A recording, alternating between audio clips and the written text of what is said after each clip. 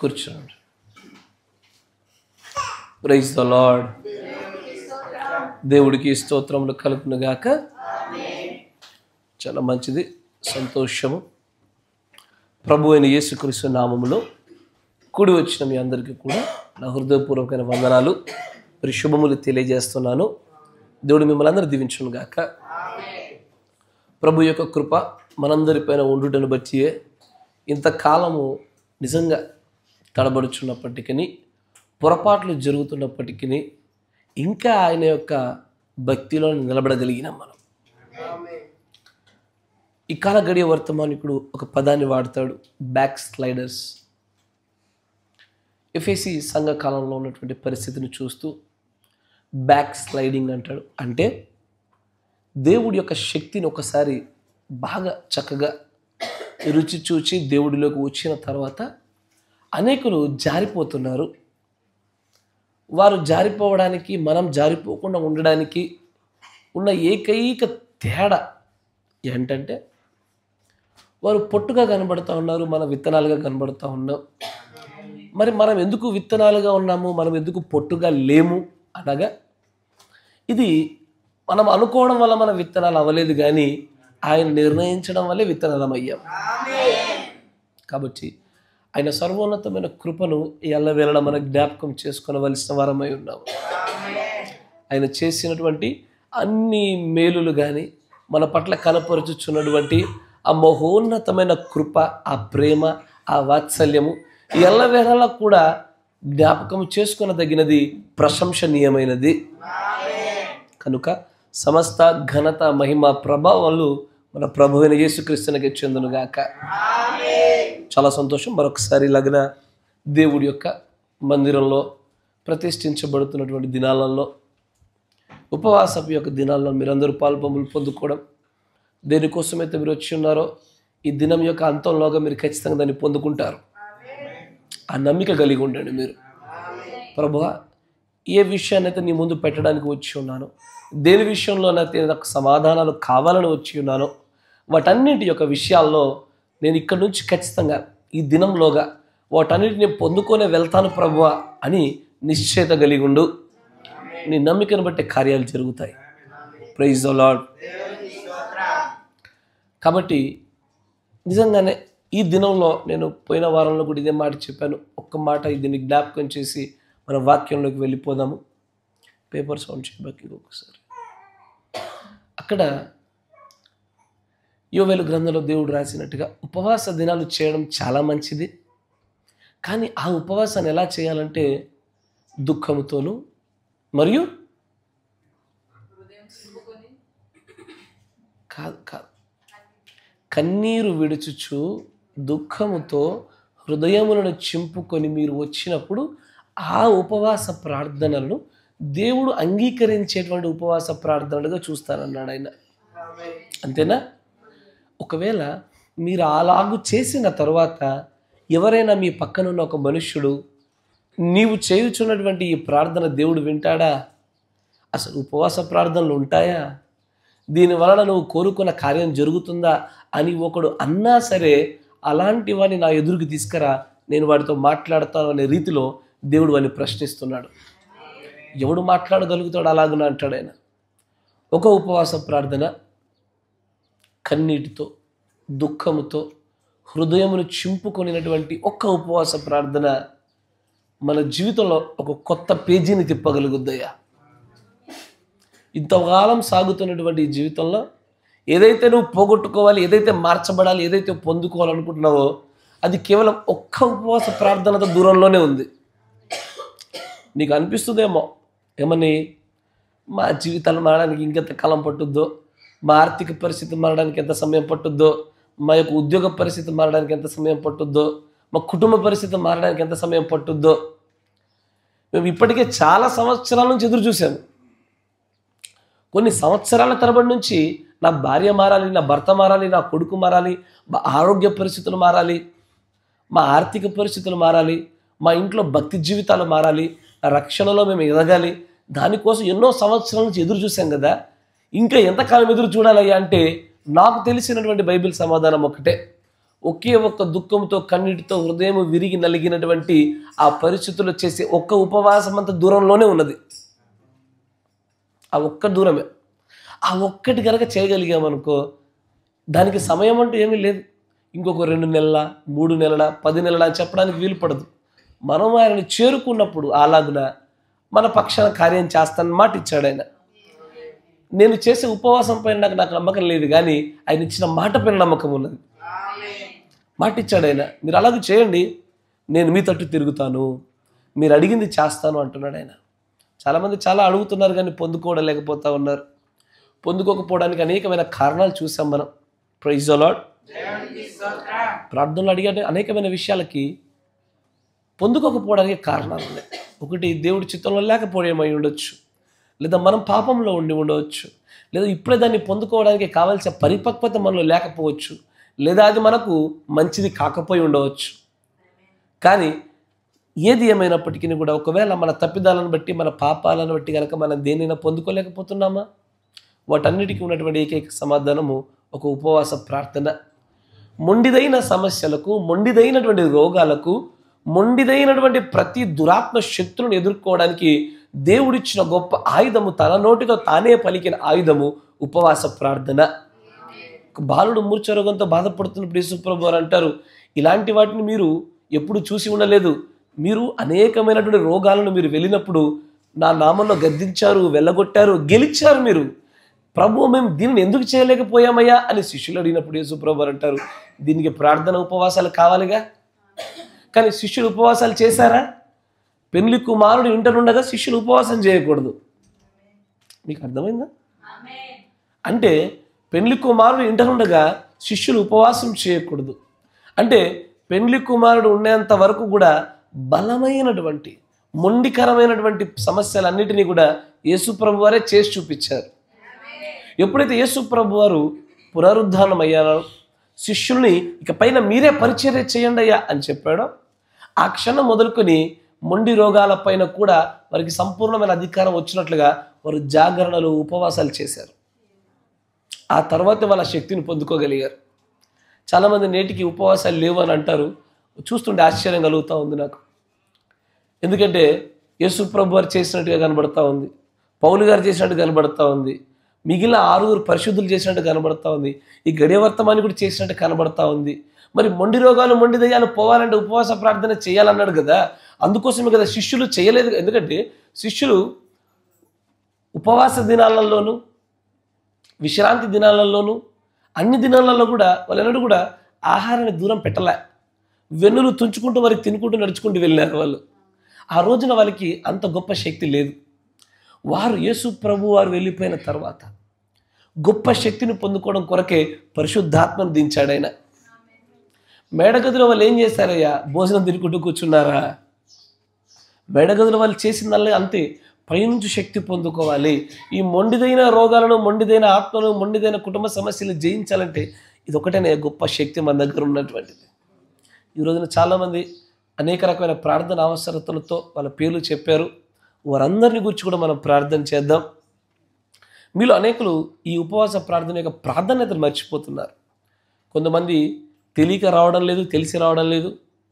మరికొందరైతే మీకంటూ అనేకమైన ప్రార్థన అవసరతలు ఉన్నాయి కానీ తెలియజేయడం లేదు. మీరు మీ కుటుంబీకుల రక్షణ లేదా తెలియజేయడానికి? దాని గురించి మనం ప్రార్థన చేయకూడదా? మన కుటుంబ సమస్యలు లేవా? విపరీతమైన ఆర్థిక సమస్యలు లేవా? విపరీతమైన ఆరోగ్య సమస్యలు లేవా? అనేకులు పిల్లలను గురించి ఆశిస్తున్నారు, వాళ్ళు పొందుకోవడంలే. అనేకులు పిల్లల్ని పొందుకున్నారు, కాపాడుకోలేకపోతున్నారు. ఇవన్నీ కూడా మనము అనేక సంవత్సరాలుగా మార్చాలని చూసాము. మారలేని పరిస్థితులు అవి మొండిగా మారి మన శక్తిని దాటి నిలబడి కూర్చున్నాయి అవన్నీ. అలాంటి వాటన్నిటికీ ఇదే సరైన దినము. కానీ నేను చూస్తూ ఉంటాను, ఉపవాస దినానికి ముందుగా ఎవరైనా ఫోన్ చేసి, ఎవరైనా కలిసి, బ్రదర్ ఈ ప్రత్యేకమైన విషయం గురించి ప్రార్థనలో పెట్టండి అని అంటారేమోనని. ఒకసారి చెప్పేస్తే ఇక 10 సంవత్సరాల దాకా పాస్టర్ అలాగే చేసుకుంటూ పోతాడా? జ్ఞాపకం ఉంటే చేస్తాడు. పాస్టర్ కూడా మనిషిగా కదా, సాధారణమైన మానవుడే. మీ కుటుంబీకుల గురించి మీరే మర్చిపోతూ ఉన్నారు, కానీ కాపరి సంఘం గుర్తుపెట్టుకోవాలని చెప్పి ఆశిస్తున్నారు. ఎక్కడో కొద్దిగా ఇబ్బంది కలుగుతూ ఉంది. Praise the lord. ఈ ఉపవాస ప్రార్థనల్ని దయచేసి వినియోగించుకోండి. ఇక్కడ ఎంతో గొప్ప శక్తి వెలువడుతున్నది, కానీ దాన్ని స్వీకరించుకోవాలి కదా. మీరు ఎందుకు పొందుకోలేకపోతున్నారు? మీరు అడగనందున. మనం ఎందుకు అడగలేకపోతున్నాము? మీరు తెలియపరచనందున. Praise the lord. యాకోబు రాసిన పత్రిక అదే అంటారు, మీరు అడగనందున పొందలేకపోతున్నారు. ఎందుకు అడగలేకపోతున్నారంటే మీరు తెలియజేయకపోయినందునే అడగలేకపోతున్నారు. కాబట్టి మనం వీటిని పొందుకుందాము. ఖచ్చితంగా ప్రతి దానిని ప్రభు యొద్ద పెడదాం. Praise the lord. మంచిది, చాలా సంతోషము. బైబిల్ యొక్క లేఖనాల్లో మన సమయాన్ని గడిపే ప్రయత్నం చేద్దాం. ఎఫెసీయుల రాసిన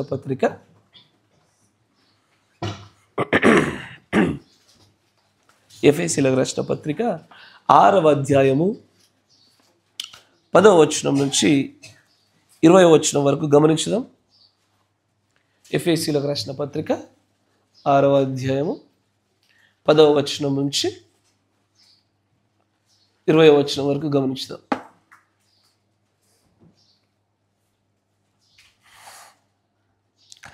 తుదకు ప్రభు యొక్క మహాశక్తిని బట్టి ఆయన యందు బలవంతులై ఉండుడి.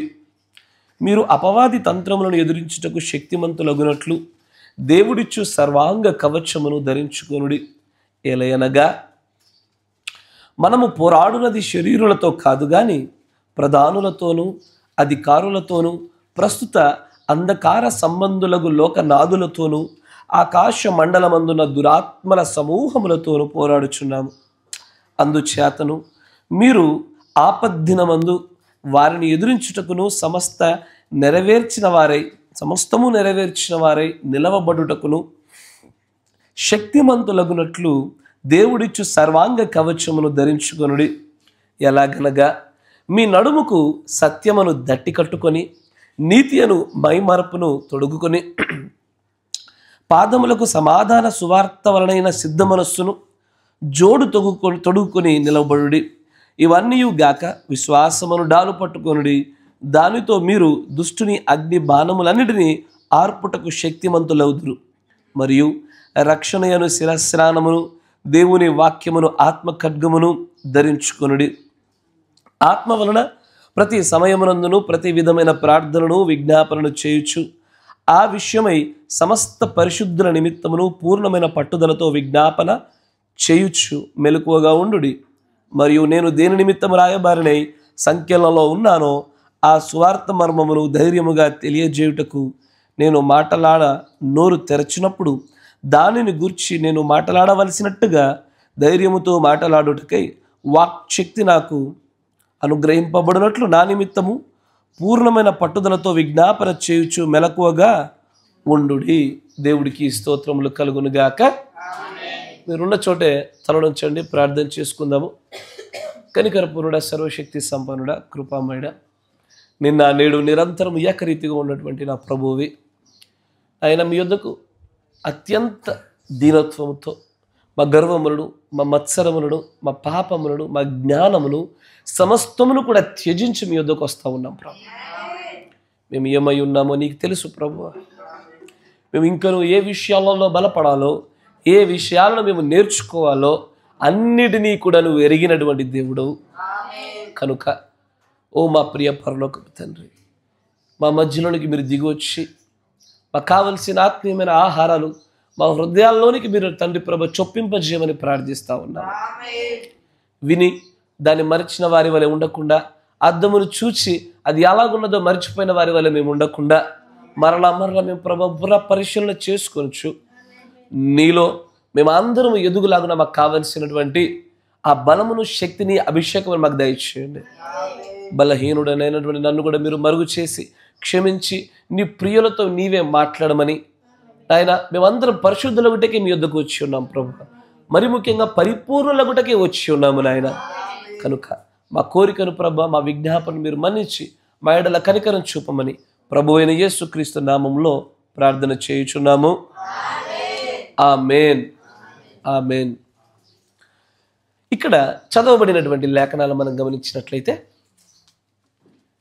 ప్రభులో బలవంతులై ఉండుటను గురించి మాట్లాడుతున్నటువంటి లేఖనాలు ఇవి. బలవంతులుగా ఒకడు ఎలాగుంటాడంటే ఎదురించుట చేతే, సహించుట చేతే, భరించుట చేతే బలవంతుడిగా ఉండగలుగుతాడు. ఎప్పుడు కూడా బలం అనేది అలాగే ఉండదు. ఒకసారి పొందుకున్నటువంటి బలము అలాగే నిత్యము నిలిచి ఉండదు. దానిని ఎప్పటికప్పుడు రిప్లెనిష్ చేస్తూ ఉండాలి. అంటే మరలా నూతన పరుచుకుంటూ ఉండాల్సి ఉంటుంది. ఈ రోజున నేను కొద్దిగా బలమైన ఆహారం తీసుకోవడం వల్ల నాకు కొంత సత్తు వచ్చింది, ఇదే ఎల్లకాలం సాగుతూ ఉండదుగా. నేను పొందుకున్నటువంటి ఆహారం వల్ల ఏ బలమైతే వచ్చిందో కొంతకాలం అవ్వగానే నేను మళ్ళీ బలహీన పడిపోతూ ఉంటాను. మరలా నేను ఆ బలాన్ని తెచ్చుకుంటూ ఉండాలి. అలాగే క్రైస్తవ జీవితం అంతా ఇలాగే సాగుతూ ఉంటుంది. ఒకసారి ముద్రను పొందుకున్న తర్వాత కూడా మీరు ఆలోచన చేయండి. నీతికరణయు, శుద్ధీకరణయు, పరిశుద్ధాత్మ బాప్తిస్వమును, తర్వాత పుత్ర స్వీకారమును, సంపూర్ణంగా దేవుడి ఆత్మచేత ముద్రించబడిన తర్వాత కూడా మనము గనక దేవుని ఆత్మ నింపుదల కోసం ఎదురు చూడకపోతే పరిశుద్ధుడివే కానీ పరిశుద్ధాత్మ శక్తి లేని వాడిగా ఉంటావు. అంటే ముద్రను పొందుకున్న తర్వాత అయినా సరే నింపుదల కొరకు మరణ క్రైస్తవుడు ప్రయత్నం చేస్తూనే ఉండాల. ఇది ఎప్పటికప్పుడు ఆ ఊటలో నుంచి తీసుకుంటూనే ఉండాలి. మనల్ని మనం నూతన పరుచుకుంటూనే ఉండాలి. Praise the lord.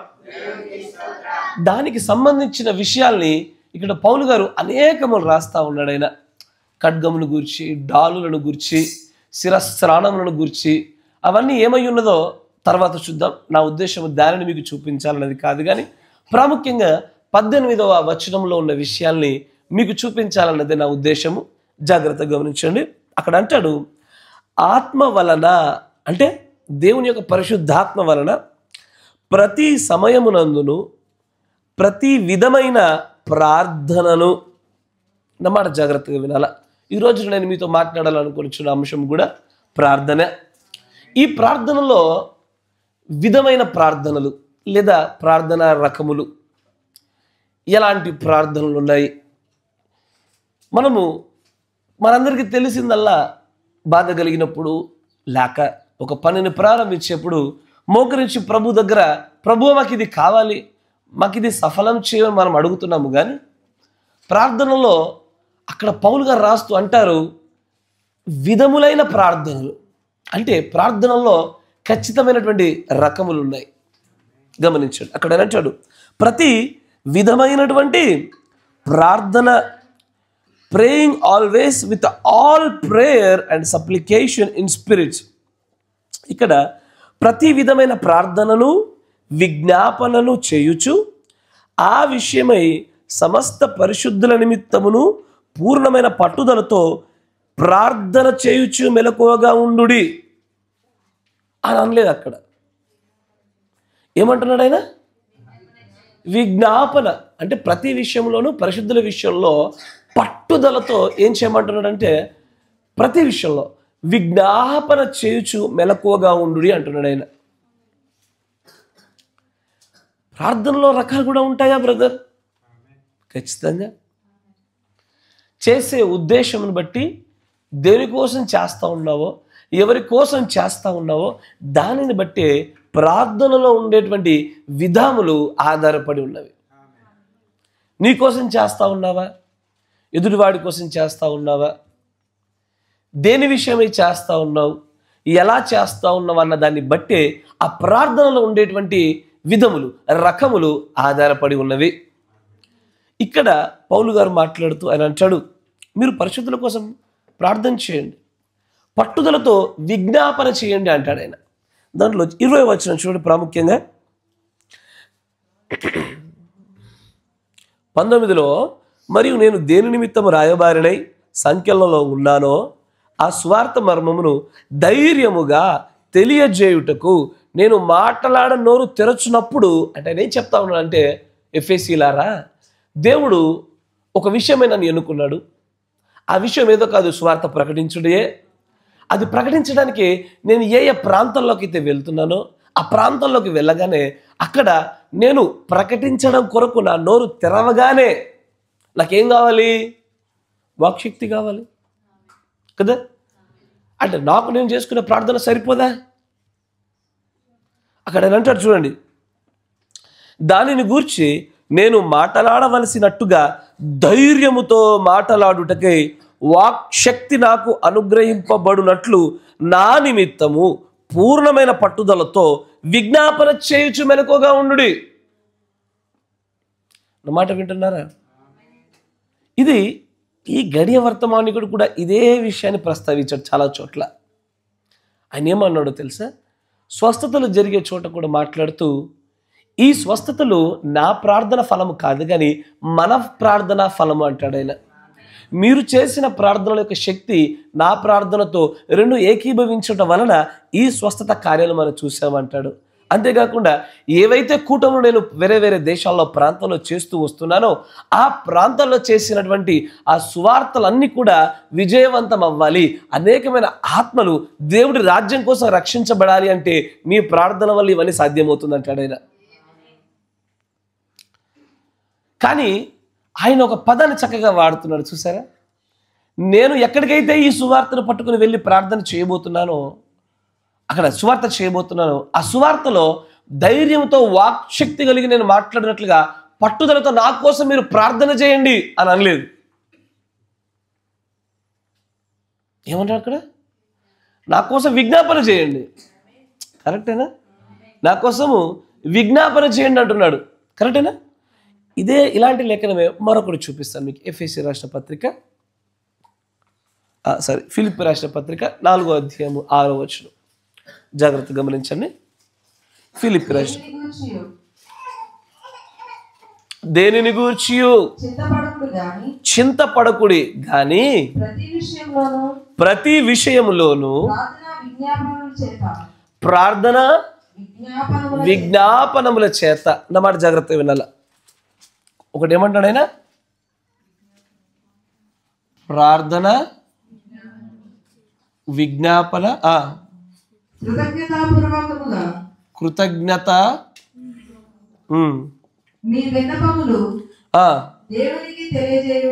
ఇక్కడ 3 రకాలుగా మాట్లాడుతున్నాడు కనబడతా ఉంది కదా.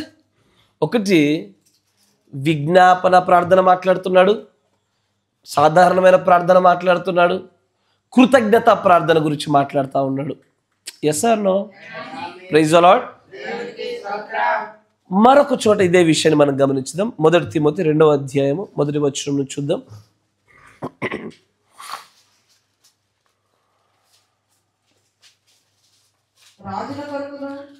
1వ వచనం మొదలుకొని మనము సంపూర్ణ భక్తియు మాన్యతయు కలిగి నెమ్మదిగాను సుఖముగాను బ్రతుకు నిమిత్తము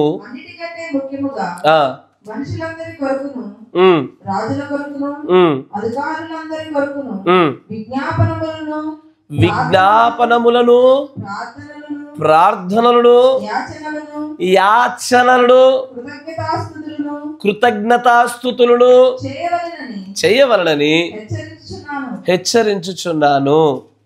ఇది హెచ్చరిక. మనం దీన్ని ఇదివరకు చూసాం. మన జీవితంలో సుఖంగా మనం బ్రతకలేకపోవడం గల కారణం ఏంటంటే ఈ 4 విధములైనటువంటి విషయాల్లో మనము లోపంగా ఉండడం వల్లే మన జీవితంలో నెమ్మది సుఖాలు లేవు. ఇదే రకమైనటువంటి ఇప్పుడు బైబిల్లో ప్రార్థన జీవితానికి అత్యంత మాదిరికరమైనటువంటి వ్యక్తి యేసుక్రీస్తు వారు మాత్రమే. ఆమేన్. ఇప్పుడు ఏవైతే పౌలు గారు చెప్తున్నారో ఇవన్నీ కూడా యేసు ప్రభు వారి యొక్క జీవితంలో మనకు కనబడుతున్నవే. హెబ్రీయులకు రాసిన పత్రికలో ఒక మాట ఉండొచ్చు, చూడండి. 5వ అధ్యాయము 7వ వచనంలో చూడండి. హెబ్రీయులకు రాసిన పత్రిక 5వ అధ్యాయము 7వ వచనంలో ఒక మాట అంటాడు చూడండి. శరీరధారి అయి ఉన్న దినములలో మహా రోదనములతోను కన్నీళ్లతోను తనను మరణము నుండి రక్షింపగలవానికి ప్రార్థనలను అని అంటే అక్కడితో ఆపలేదు. యాచనలను సమర్పించి భయభక్తులు కలిగి ఉన్నందున ఆయన అంగీకరించబడెను. ఇక్కడ యేసుక్రీస్తు వారు మాదిరిగా ఉన్నటువంటి ఆయన జీవితంలో చూసినప్పటికీ కూడా అక్కడ కొన్ని విధములైనటువంటి ప్రార్థనా విధాలు కనబడతా ఉన్నాయి కదా. ఒకటి యాచనలతో కూడుకున్నటువంటి ప్రార్థనలు కనబడతా ఉన్నాయి. Yes or no? Praise the lord. ఎక్కడో ప్రార్థనల గురించి లోతుగా చదవవలసిన మనము, ఎందుకంటే క్రైస్తవుడికి ఇవ్వబడినటువంటి అత్యంత శక్తివంతమైన ఆయుధం ప్రార్థన అని చెప్పబడి ఉండగా, ఆ ప్రార్థనలో నేను ఏ విధమైన ప్రార్థన చేస్తున్నాను, నేను చేస్తున్న ప్రార్థన క్రీస్తుకు మాదిరిగా పెట్టబడినటువంటి అదే ప్రార్థనలో నేను ఒదిగిపోతున్నానా, అలాంటి ప్రార్థనలే చేస్తున్నానా, అలాగే జీవిస్తున్నానా, నా ప్రార్థన జీవితం సరిగ్గానే ఉన్నదా, ఇంకా ఎక్కడైనా కొదువుగా ఉన్నదో తెలుసుకోవాలంటే మనం వీటన్నిటిని గురించి అవగాహన కలిగి ఉండాలి. నా మాట జాగ్రత్తగా విను. మనం చదివిన దాంట్లో కొన్ని పర్యాయ పదాలుగా వాడారు, కొన్ని రకరకాల విధాలుగా మాట్లాడారు. దానిలో కొన్ని టైప్స్, దానిలో కొన్ని సినోనిమ్స్, పర్యాయ పదాలు. నేను ఈ రోజున మీకు ప్రాముఖ్యంగా ఒక 3 విధములైనటువంటి ప్రార్థన విధానాలు చూపిస్తాను. దానిలో మొట్టమొదటిది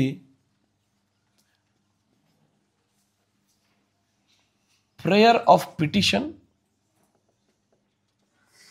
are supplication.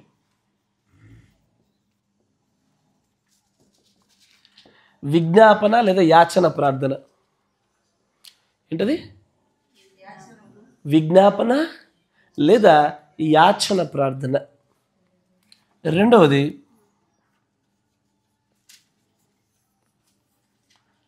Prayer of intercession. తెలుగులో రాయాలి కదా, మర్చిపోయా. మొదటిది ఏంటిది? యాచన లేదా విజ్ఞాపన ప్రార్థన. రెండోది మధ్యవర్తిత్వపు ప్రార్థన.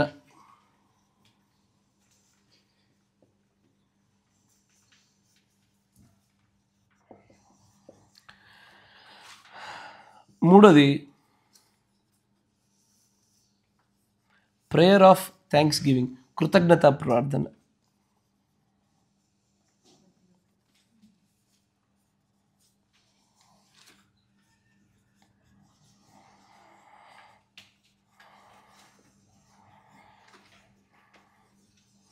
చాలామంది ఎలా ఆలోచిస్తారంటే, అంశము ప్రార్థన అనగానే ఇంకా దీంట్లో ఏముందో తెలుసుకోవడానికి అనుకుంటారు.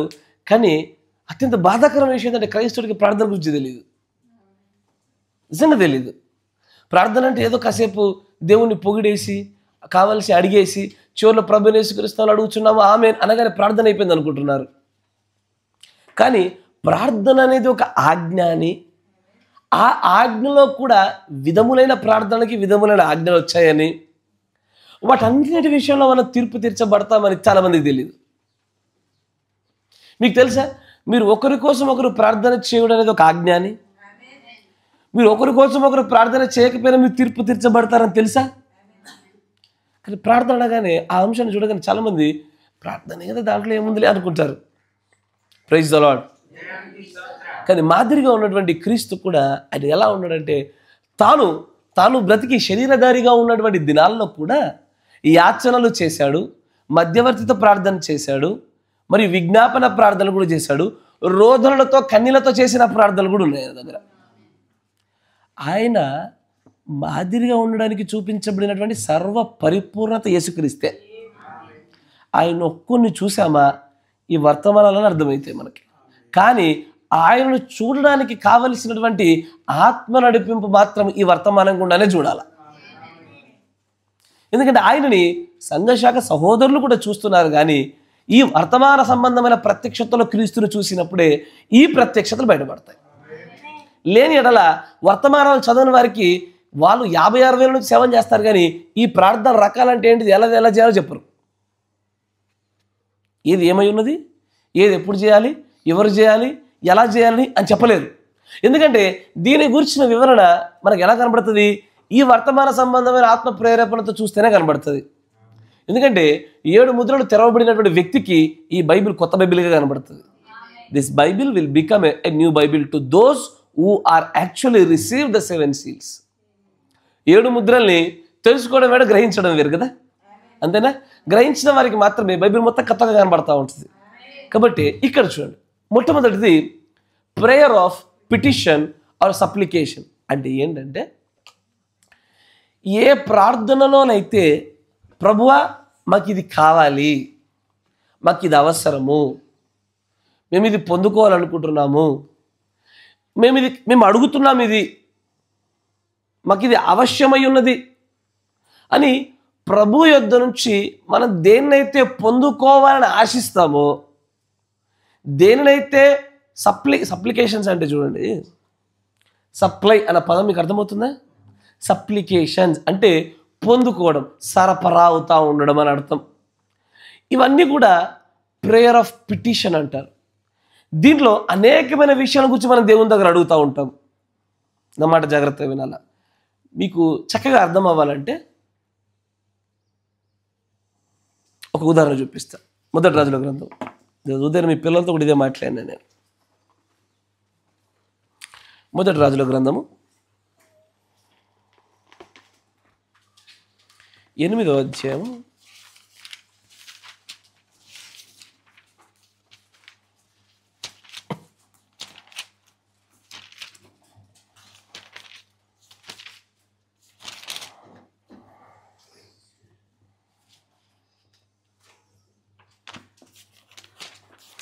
8 సొలొమోను గారు చేసిన ప్రార్థనను చూద్దాం ఒకసారి.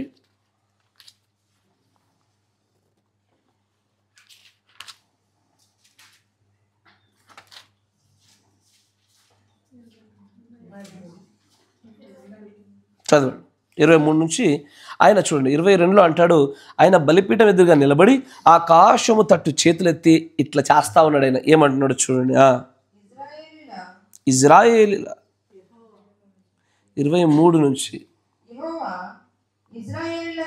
ఇజ్రాయేలుల దేవా. మీరు నేను ఎందుకు చదివిస్తున్నాను జాగ్రత్త వినండి. ఆయన మాట్లాడుతున్న మాటల్లో దేని గురించి, ఎలా మాట్లాడుతున్నాడు, ఎవరిని గురించి మాట్లాడుతున్నాడు, ఈ వాటిని పట్టుకునే ప్రయత్నం చేయండి. జాగ్రత్త వినండి. ఆయన చేస్తున్న ప్రార్థనలో, ఆయన దేవుడితో మాట్లాడుతున్న మాటల్లో దేనిని గురించి, ఎప్పుడు, ఎక్కడ, ఎలా మాట్లాడుతున్నా దాని గురించి ఆలోచించేయండి. క్రిందున్న భూమి ఎందైనను నీ వంటి దేవుడు ఒక్కడు కూడా లేడు.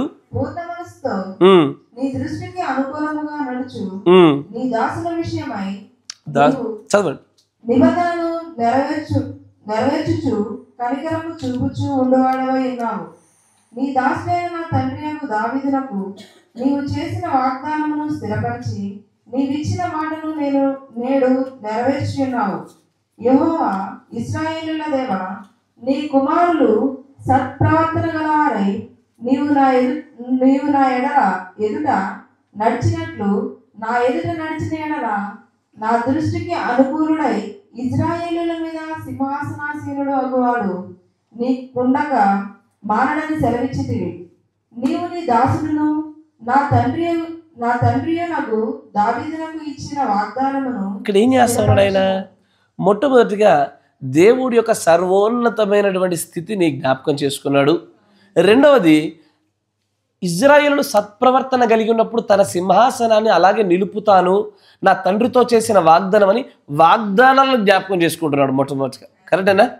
మొదట దేవుని యొక్క సర్వోన్నతమైనటువంటి శక్తిని గురించి మాట్లాడి, తర్వాత నా తండ్రితో నువ్వు చేసిన వాగ్దానాలు ఇలాగ ఉన్నాయి ప్రభా అని వాగ్దానాలు జ్ఞాపకం చేసుకుంటున్నాడు. కరెక్టేనా? తర్వాత చూడండి, మీరు పరిశీలించాలి ఆయన చేస్తున్న ప్రార్థనని. ఇంతకీ ఆయన ప్రార్థన చేస్తున్నాడా, దేవుడితో మాట్లాడుతున్నాడా? అక్కడ ఏముంది 22వ వచనంలో? అది ప్రార్థననా, మాట్లాడా?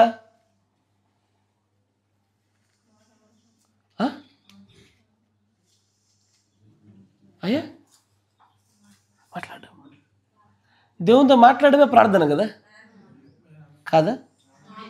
ప్రార్థన అంటేనే టాకింగ్ టు గాడ్. లేఖనాధారం చూపించానా?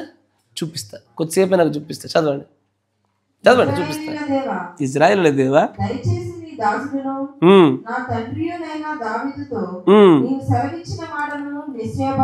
నిశ్చయపరచుము. దేవుడు ఈ లోకమందు నివాసము చేయడు. మహాకాశములు సైతము నిన్ను పట్టజాలవు. నేను కట్టించిన ఈ మందిరము ఎలాగ పట్టును? అయినను యెహోవా నా దేవా, నీ దాసుడనైన నా ప్రార్థనను విన్నపములను అంగీకరించి ఈ దినమున నీ దాసుడనైన నేను చేయు ప్రార్థనను పెట్టు మొరను ఆలకించుము. ఇది ప్రార్థనే. నా మాట జాగ్రత్త వినండి.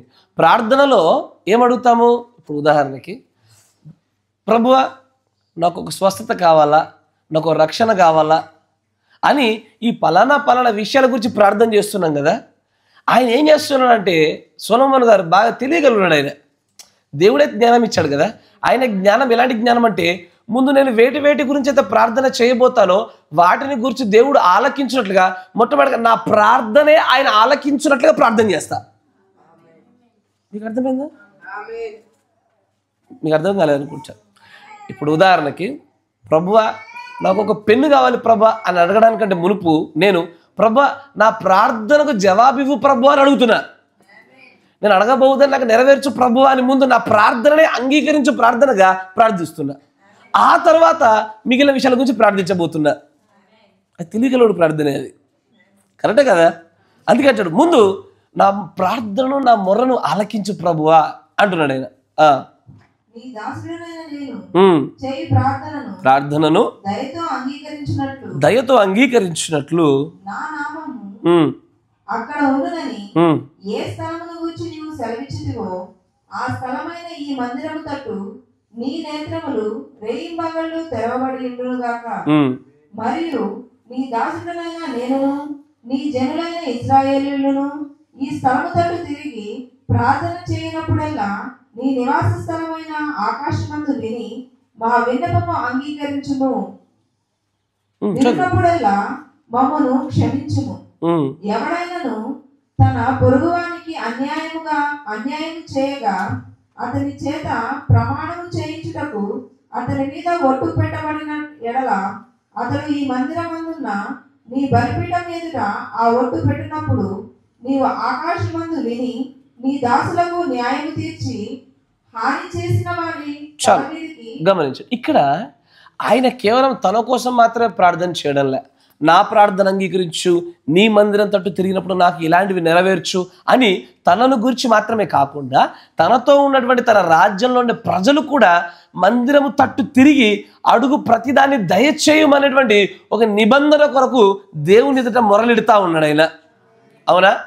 తన కోసం చేస్తూ ఉన్నాడు, తన ప్రజల కోసం చేస్తూ ఉన్నాడు. ఎసర్రో ఏమడుతుంది? నీ ప్రజలకు కనికరం చూపుము, వాళ్ళు క్షమాపణ అడిగితే క్షమాపణ ఇచ్చేసే ప్రభువా అని వారు అడుగు ప్రతిదీ కూడా వారికి దయచేయమని చెప్పి అడుగుతూ ఉన్నాడు.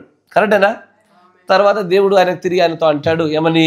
నేను చేస్తాను అడిగినట్టుగానే, కానీ వాళ్ళు నా ధర్మశాస్త్ర గ్రంథంలో ఉన్న కట్టడల్ని విధుల్ని ఆజ్ఞల్ని పాటించినట్లయితే నేను చేస్తాను అంటాడు. కరెక్టేనా? ఇప్పుడు దీంట్లో 54వ వచనంలోకి రండి నేరుగా.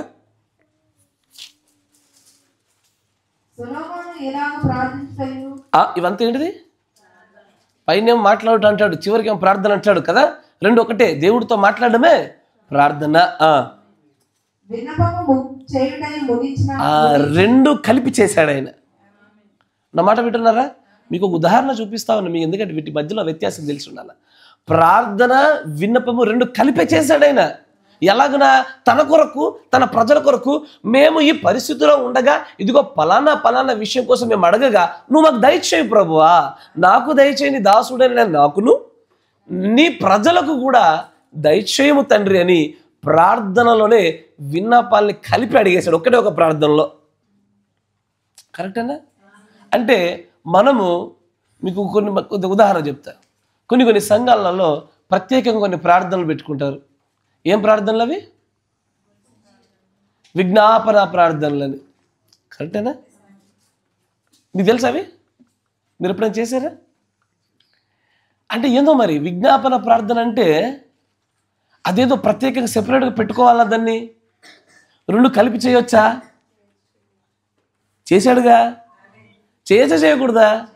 ప్రార్థనలోనే విజ్ఞాపన ప్రార్థన చేయొచ్చు.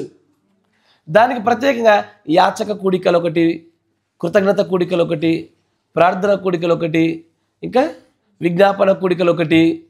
సార్ ఇవన్నీ ఇట్లాగా ఒక్కొక్క రకమైన ప్రార్థన పద్ధతికి ఒక్కొక్క రకమైన కూటమి అక్కర్లే. ఒక ప్రార్థనలోనే అన్నీ కలిపి చేయవచ్చు. అన్నీ కలిపి చేయాలంటే మొట్టమొదటిగా ఏది ఏమయ్యున్నదో తెలిస్తే చక్కగా చేయొచ్చు. కరెక్టేనా? అంటే కొంతమంది ఎక్కడికి వెళ్తున్నారు బ్రదర్ అంటే విజ్ఞాపన ప్రార్థన కూటమికి వెళ్తున్నాము అంటే మిగిలిన మీరు విజ్ఞాపనలు చేయరా? విజ్ఞాపనలను, యాచనలను, ప్రార్థనలు అన్నీ కలిపి చేయొచ్చు. కాకపోతే ఒకే ఒక ప్రార్థనలో వీటన్నిటినీ ఇమర్చి మనం ప్రార్థన చేయాలంటే ఏది ఏమై ఉన్నదో తెలుసుకోవాలి. కరెక్టేనా? ఏది ఏమైనో తెలిస్తే ఒకే ఒక ప్రార్థన కూటమిలోనే అన్నీ చేయొచ్చు. ఒక వ్యక్తి చేసే ప్రార్థనలోనే అతడు తన కొరకు ప్రార్థన చేస్తూ, విజ్ఞాపనలు చేస్తూ, యాచనలు చేస్తూ, కృతజ్ఞతలు చెల్లిస్తూ ఎదుటి వారందరి కొరకు కూడా కావాల్సినవన్నీ చేయొచ్చు. మధ్యవర్తిత్వ ప్రార్థన కూడా చేయొచ్చు. కరెక్టేనా?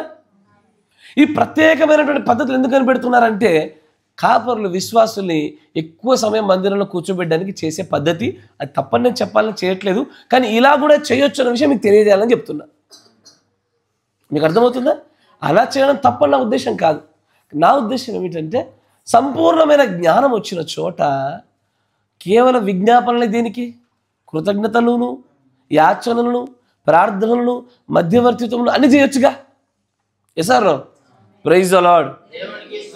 అందుకే సొలొమోను గారు చేసిన ప్రార్థనలో మనకి ఈ విషయం చాలా సుస్పష్టంగా కనబడతా ఉంటుంది. ద ప్రేయర్ ఆఫ్ పెటిషన్ అంటే యాచన లేదా విజ్ఞాపన ప్రార్థన అంటే ఏంటంటే ప్రాముఖ్యంగా మనకు కావాల్సిన దాన్ని, మనకు కావాల్సిన దాన్నైనా సరే, ఎదుటివాడికి కావాల్సిన దాన్నైనా సరే, చివరికి క్షమాపణ అడిగేదాన్ని కూడా విజ్ఞాపన ప్రార్థన అంటారు. ప్రభు నన్ను క్షమించు తండ్రి, విజ్ఞాపన ప్రార్థనే. నీ విన్నపాలు తెలియజేస్తా ఉన్నావు ఆయనకి. ప్రభు నాకు ఆర్థిక పరిస్థితి బాగాలేదు, సరిచేయండి ప్రభు, విన్నపమే. కరెక్టేనా? ఎసాను అట్లాగునా ఈ విన్నపాలు, యాచనలు చేసే ప్రార్థన పద్ధతి ఇది. మీకు బైబిల్లో ఇదే విజ్ఞాపన ప్రార్థనలో కొన్ని చోట్ల కొన్ని ప్రత్యేకమైన విషయాల కొరకు ప్రార్థన చేయబడ్డ విషయాలు చూపిస్తాను మీకు. ఏది ఈ ప్రార్థన, విజ్ఞాపన ప్రార్థన సంబంధించిన దాంట్లో కీర్తనల గ్రంథము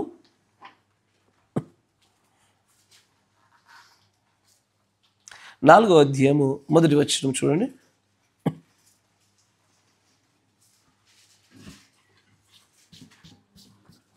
నా నీతికి ఆధారమగు దేవా, నా నీతికి ఆధారమగు దేవా, నేను మొరపెట్టినప్పుడు నాకు ఉత్తరమిమ్ము.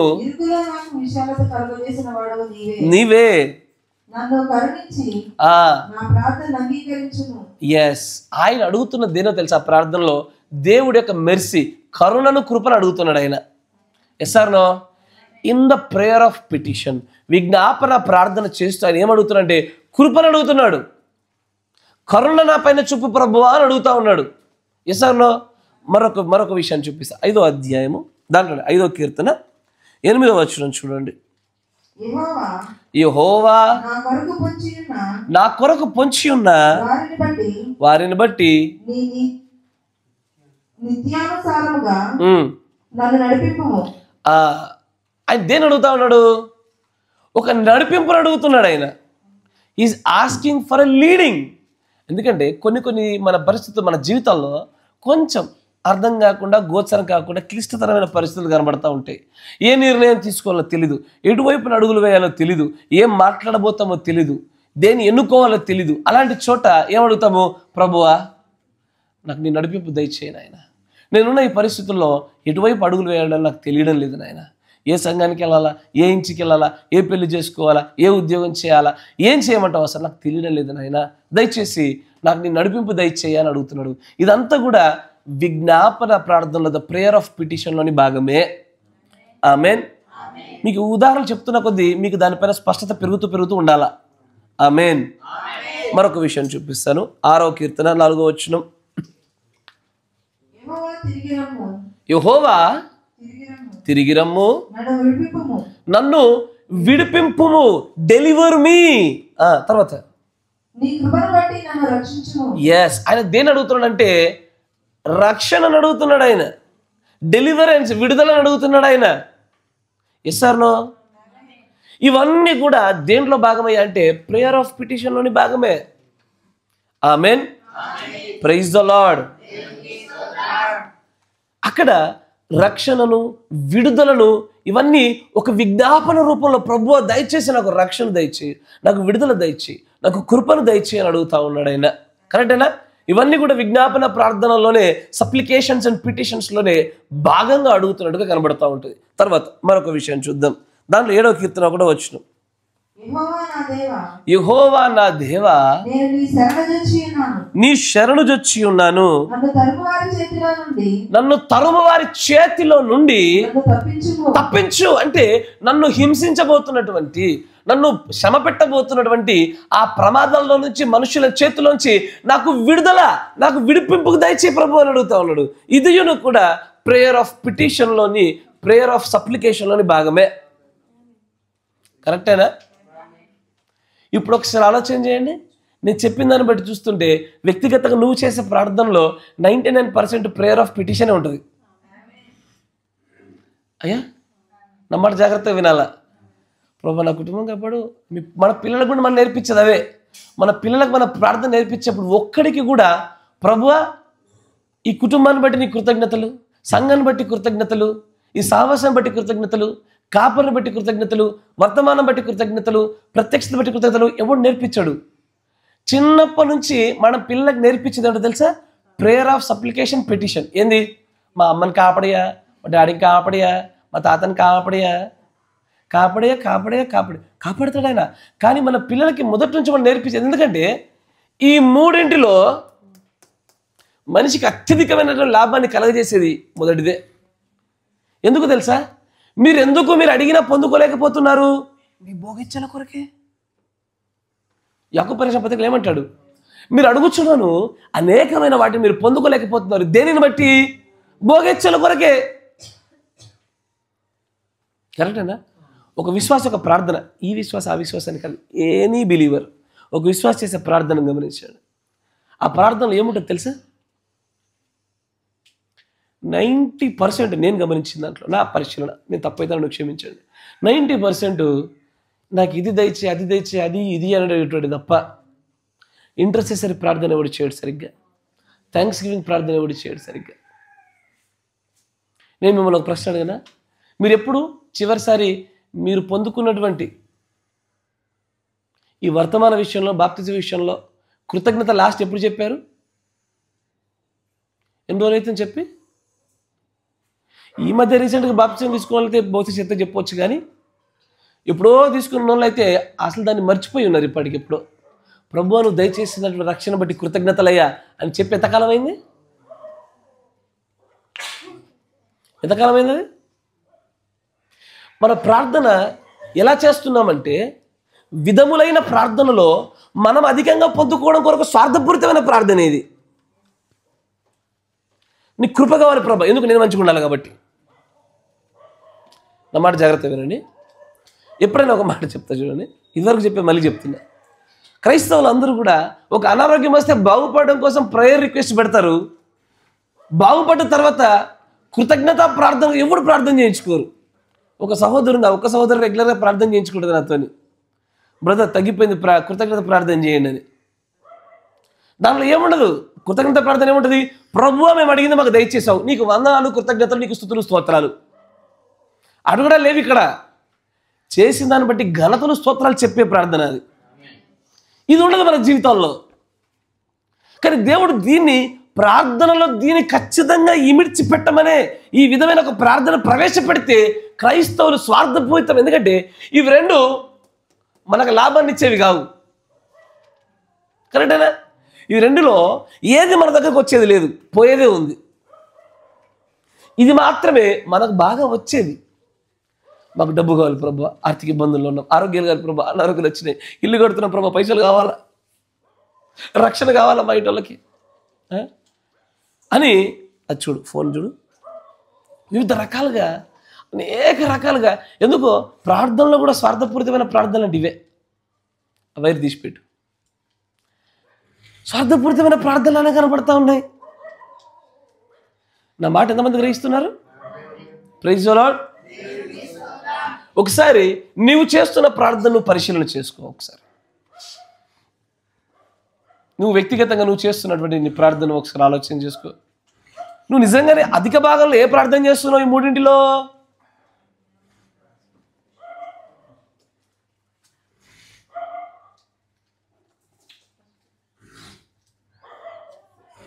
అన్డౌటెడ్లీ ఫస్ట్దే చేస్తారు.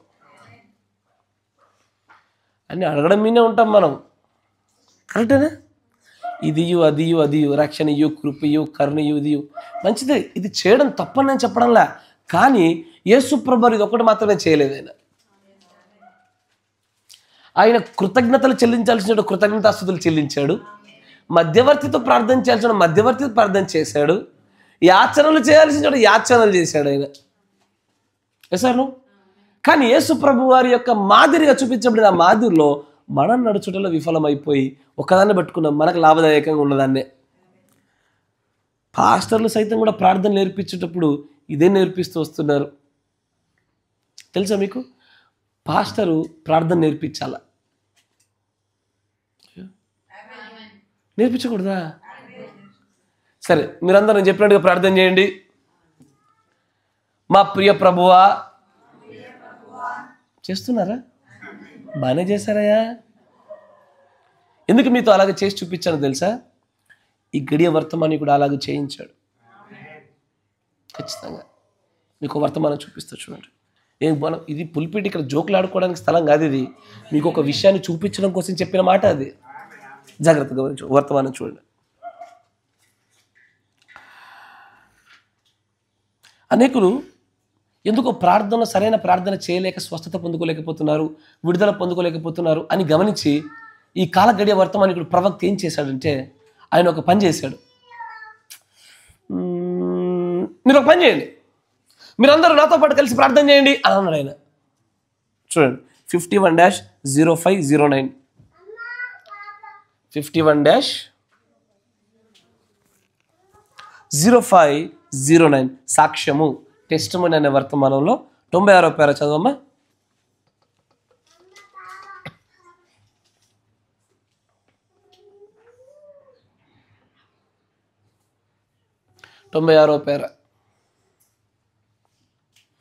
నౌ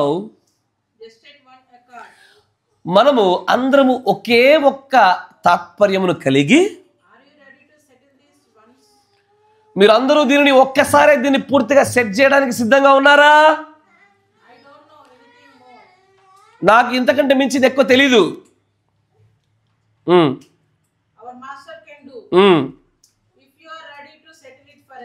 నీవు దీనిని గనక నిత్యత్వం వరకు కూడా దీన్ని అలాగే సర్దు చేసి కుదుర్చుబాటుగా పెట్టాలనుకొనిచున్నావా? చేతులు పైకెత్తి ఈ ప్రార్థన నాతో పాటు మీరు కలిసి చేయండి. ఏమంటున్నాడు తెలుసా? ఆయన చేతులు పైకెత్తి నేను చేస్తున్న ప్రార్థన మీరు చేయండి అంటాడు ఆయన. అనగానే ఇక్కడ సహోదరుడు ప్రవక్త బ్రహ్నం గారు ఏదైతే పలుకుతున్నాడో పదానికి ఆగడము, వెనకాల ఉన్న విశ్వాసులు కలిసి చేయడం అనేటువంటి ఒక పెద్దదిని చూస్తాం మనం. ఇది మన క్రైస్తవ జీవితంలో మనం ఎప్పుడు చేసలేదు. దీన్ని మన క్రైస్తవ జీవితంలో మనం ఎప్పుడు చేయం దీన్ని. అక్కడ ఆయన ఒక పర్ఫెక్ట్ ప్రేయర్ని గురించి చూపిస్తూ ఇది ఎక్కడ చోట చాలా చోట్ల చేయించాడు ఆయన. దగ్గర వర్తమానాలు అందుబాటులో ఉన్న చోట 9-10 చోట్ల ఆయన ప్రార్థన చేసి తన దగ్గర ఉన్నటువంటి తన ప్రియ సహోదరులను అదే ప్రార్థనలు మీరు రిపీట్ చేయండి అయ్యా, మరలా అప్పచెప్పండి, మీరు అలాగ అనండి అన్నాడు ఆయన. ఇక్కడ ఆయన అంటాడు ఆల్ మైటీ గాడ్. సొలొమోను చేసిన ప్రార్థనలాగానే ఉంటుంది చూడండి. అది కూడా నా మాట జాగ్రత్తగా వినాలా. నా పరిశీలనాత్మకమైనటువంటి నాకు అనుగుణంగా మీరు చూసి మీరు పడుకోగలుగుతారు. సేమ్ స్పిరిట్ ఉండాలా. చూడండి, సర్వశక్తివంతుడగు దేవా, నేను నిన్ను నమ్ముచున్నాను, తండ్రిగా నమ్ముచున్నాను, కుమారుడిగా నమ్ముచున్నాను, నేను పరిశుద్ధాత్మలో నమ్ముచున్నాను.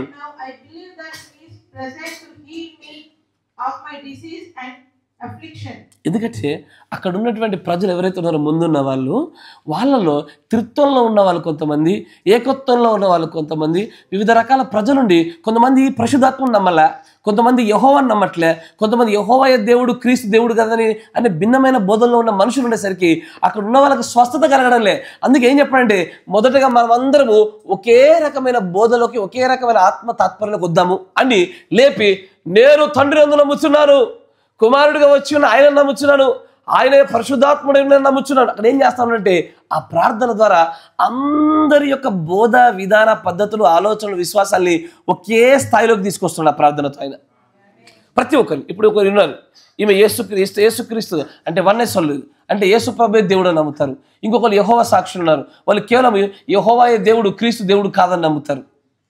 ఇట్లా భిన్నమైనటువంటి బోధా సిద్ధాంతాల్లో ఉన్న వాళ్ళని ఆ ప్రార్థనలు ఏం చేస్తామంటే ఒక చోటికి తీసుకొస్తున్నాడు.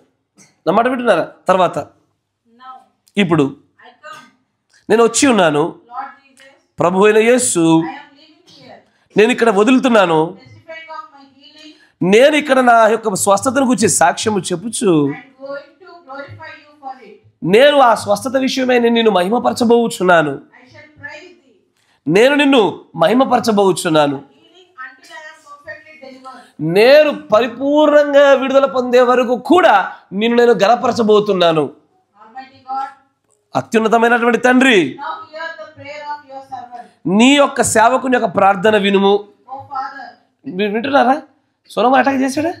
మొట్టమొదటిగా దేవుని యొక్క సర్వోన్నతమైన అధికారాన్ని ఒప్పుకొనొచ్చు, తర్వాత నీ సేవకుడు చేస్తున్న ప్రార్థన విని ఆలకించు ప్రభు అంటాడు ఆయన. వింటున్నారా? జాగ్రత్తగా గమనించండి. తర్వాత నీ ఒకవేళ మా వైపు నీకు ఇష్టం ఉండి నీ చిత్తమైనట్లయితే, నీకు ఇష్టం ఉన్నట్లయితే, నేను ఈరోజు ఈ రాత్రి పాలక సమయంలో ఇక్కడ నేను నిలబడి ఉండగా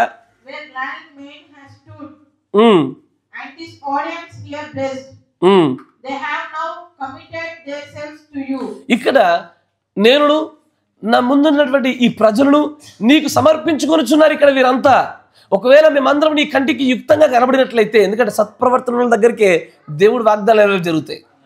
నీ దృష్టిగా సత్ప్రవర్తన కలిగే వారి ఉన్నామా? అప్పుడు అంటాడు చూడా, ఒకవేళ నేను నీ యొద్ద నుంచి దయ పొందిన వాడనై ఉంటే గనక నా తండ్రి నా ప్రార్థన విను అంటున్నాడు. డైరెక్ట్ ప్రార్థన చెప్పొచ్చుగా, డైరెక్ట్ ప్రార్థన చెప్పొచ్చుగా, ఇలా బాగు చేయ ప్రభు అని అడగచ్చుగా. కాదు, ముందు ఏమంటాడు? నా ప్రార్థన విను ప్రభువా, నా ప్రార్థనను అంగీకరించు, నా ప్రార్థన నెరవేర్చు, నా ప్రార్థనకు యుక్తమైనది ఉండనిమ్ము, సత్ప్రవర్తనతో నా ప్రార్థన నీ సన్నిధికి చేరినట్లే కృపచూ ప్రభువా అంటున్నాడు ఆయన. తర్వాత ఓ దేవా, నీకు నా హృదయం తెలుసు, నేను ఇప్పుడు ఎలాగో అనుభవిస్తున్నాను, ఎలాగో అనుభూతి చెందుతున్నాను నీకు తెలుసు, నాకు విశ్వాసం ఇమ్ము. నువ్వు ప్రార్థన చేసేప్పుడు నీకు ఏది లోపంగా ఉంది ముందని సరి చేసుకోవాలిగా. సార్నో మూర్ఛ రోగం కలిగినట్టు ఆ బాలుని దేవుని దగ్గర తీసుకొచ్చినప్పుడు యేసుప్రభు వారు అంటారు, ఇది మొండికి దయ్యం, అది తీసేస్తానంట. అప్పుడు ఆయన అంటాడు, మరి నీ శిష్యులు చేయలేకపోయారు, నువ్వు చేయగలుగుదువా అంటే అప్పుడు ఆయన అంటాడు, నమ్మిక ఉంచు. విశ్వాసం ఉందా అంటే ఆయన ఉంది, కానీ అవిశ్వాసం ఉండకుండా ఉన్నట్టుగా సహాయం దయచేయి ప్రభు అంటున్నాడు ఆయన. నువ్వు ప్రార్థన చేస్తున్నప్పుడు నీ ప్రార్థనలో ఏదైతే అడ్డుగా ఉందో, ఏదైతే నీకు బలహీనత ఉందో ముందు ఆ బలహీనతలు సరి చేసుకోవాలి కదా. ఒకవేళ విశ్వాసంలో బలహీనంగా ఉన్న ప్రభుని, ప్రభు మాకు విశ్వాసం దయచేయి ప్రభు అని అడగాల. ఆ ప్రార్థన ఆయన సన్నిధి చేరుతుంది. ఇప్పుడు ఆ ప్రార్థనలు అడుగుతున్నవి నెరవేర్పు జరుగుతున్నాయనే పక్కన పడేయండి. ఫస్ట్ ప్రార్థన సన్నిధికి పోతుందనే చూద్దాం. ఫస్ట్ కరెక్టేనా? ప్రార్థన ఆయన సన్నిధికి వెళ్తుందా లేదా, దాంట్లో ఉన్న విషయాలు ఆయన అంగీకరిస్తున్నాడా లేదా, నెరవేర్పు జరిగిస్తున్నాడా లేదా, తర్వాత విషయం. అసలు ఇంతకీ ప్రార్థనే వెళ్తుందా అక్కడికి? దాని విషయమై సొలొమోను చేసిన ప్రార్థనయు ఈ కాల గడియ వర్తమానికుడు చేస్తున్న ప్రార్థన ఏకీభవించబడుతుంటే కనబడుతుంది. ముందు నా ప్రార్థనతో అంగీకరించు ప్రభు. నా ప్రార్థనలు ఏమో నేను వరుసగా చెప్తా, వరుసగా అన్నీ చెప్తూ ఉంటా. మొట్టమొదటి నా ప్రార్థన అంగీకరించు. ప్రార్థన అంగీకరించు మనదే మొట్టమొదటి విజ్ఞాపన ప్రార్థన. కరెక్టేనా? ఇప్పుడు ఉదాహరణకి నా దగ్గరకు వచ్చాను, మీకు చూపిస్తా ఉదాహరణ. నా దగ్గరకు వచ్చి ఒక 10,000 రూపాయల డబ్బుల కోసం వచ్చావు. వచ్చి రాగానే 10,000 అంటావా? ఏమంటావు? బ్రదర్ ఒక విషయం చెప్పాలి మీకు కూడా ఇబ్బంది కలుగుద్ది, మీ దగ్గర కూడా లేవు, కానీ మీరు చేస్తారని, మీరు మంచోళ్ళు అనే ఉద్దేశంతో ఇక్కడికి వచ్చాను. ఏం చెప్తున్నాను ఆయన? కాకబట్టి ఉబ్బిస్తున్నాడు ఆయన. సొలొమోను అదే చేశాడుగా, సర్వశక్తిమంతుడు దేవా కాకపడుతుంది. కాసేపు పట్టి ఏం చేస్తాడు, ఇక నాకు స్టోరీలు చెప్తాడు. డైరెక్ట్ ఏం చెప్పడు. నేను చాలామంది దగ్గరికి వెళ్ళా ఈ అవసరత కొరకు, కానీ ఎవరు తీర్చేటట్టుగా లేరు, ఇక మీరైతేనే అవుతుంది అంటే కాసేపు నన్ను ఉబ్బియాలగా. డైరెక్ట్ చెప్తాడు మ్యాటర్. అప్పుడు ఏం చెప్తాడు, ఈ అవసరం మీరే తీర్చాలి బ్రదర్, ఇవి చేతులు కాదు కాళ్ళు అనుకో అని చేతిలో పట్టుకుంటాడు. అంటే మీకు సాధారణంగా బయట తెలుస్తుంది, ఇది కాళ్ళు అనుకో అని చేతులు పట్టుకుంటాడు. ఖచ్చితంగా నన్ను ఎట్టగట్టనని ఈ సమస్య నుంచి బయటపడేయండి, నేను అడిగేది కాదనద్దు బ్రదర్ అంటాడు. అంటాడా? కాదని మాత్రం చెప్పకండి అంటాడు. అరే ఏంది నాయన అంటే మ్యాటర్ చెప్తలేడు. ముందు ఆ మ్యాటర్ రావడానికంటే ముందు దాన్ని లాకేస్తున్నాడు ఆయన, జరుగునట్లుగా తప్పిపోకున్నట్లుగా లాక్ చేస్తున్నాడు. అవునా? కరెక్టేనా? అబ్రహాం కూడా లోతుని గురించి చేస్తున్నప్పుడు అట్లా చేశాడు. అవునా? అబ్రహాం కూడా లోతుని గురించి మాట్లాడుతున్నప్పుడు లోతుని కాపాడు అట్లా అంటలేడు. నీకు ఇష్టమైతే 50 మంది ఉంటే కాపాడతావా? నీకు ఇష్టమైతే 30 మంది ఉంటే కాపాడతావా? మ్యాటర్ ఎప్పుడు దేవుడు తెలీదా? నీ లాజిక్ ఏంటంటే అబ్రహామా నువ్వు లోతు కోసం ప్రయత్నం చేస్తున్నావు, కాపాడతలే, డోంట్ వర్రీ. అవునా? సార్ నా దగ్గర కూడా రాగానే అర్థమైపోద్ది దేనికోసం వచ్చిర్రు. ఎక్స్ప్రెషన్లు, నడక, హావభావాలను బట్టి తెలిసిపోద్ది. ఎదిరడానికి వచ్చిర్రా, తిట్టడానికి వచ్చిర్రా తెలిసిపోద్దిగా. అట్లా ఇది కూడా అంతే. Praise the lord. ముందు ఏం చేస్తా ఉందంటే మనం అడగబోయే విషయాల్ని ప్రభు దృష్టికి అనుకూలంగా ఉండి మన ప్రార్థనను ఆయన అంగీకరించి మనం ఆయన ఫేవర్ని తెచ్చుకున్నట్లుగా, ఆయన కృపను పొందుకున్నట్లుగా ప్రయత్నాలు జరుగుతున్నట్టు చూస్తున్నాం అక్కడ. ఈ కాల గడియ వర్తమాని తన సంఘానికి నేర్పించిన ప్రార్థనలు కూడా అదే ఉంది.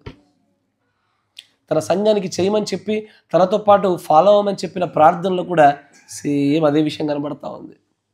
Yes or no? Praise the lord. అని అంటాడు, ముందు నా ప్రార్థన, నీ సర్వెంట్, నీ సేవకుని ప్రార్థన విను ప్రభువా అంటాడు. తర్వాత చదవమ్మా. నాకు విశ్వాసాన్ని ఇవ్వు ప్రభువా. దేవా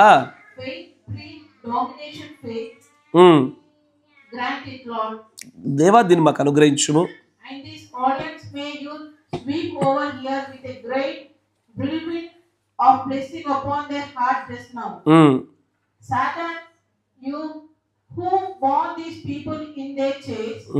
సరే అట్లా గురించి మరొక చోట చూద్దాం. ఇలాంటిది ఆయన చేస్తున్న ప్రార్థన మరొక చోట చూపిద్దాము.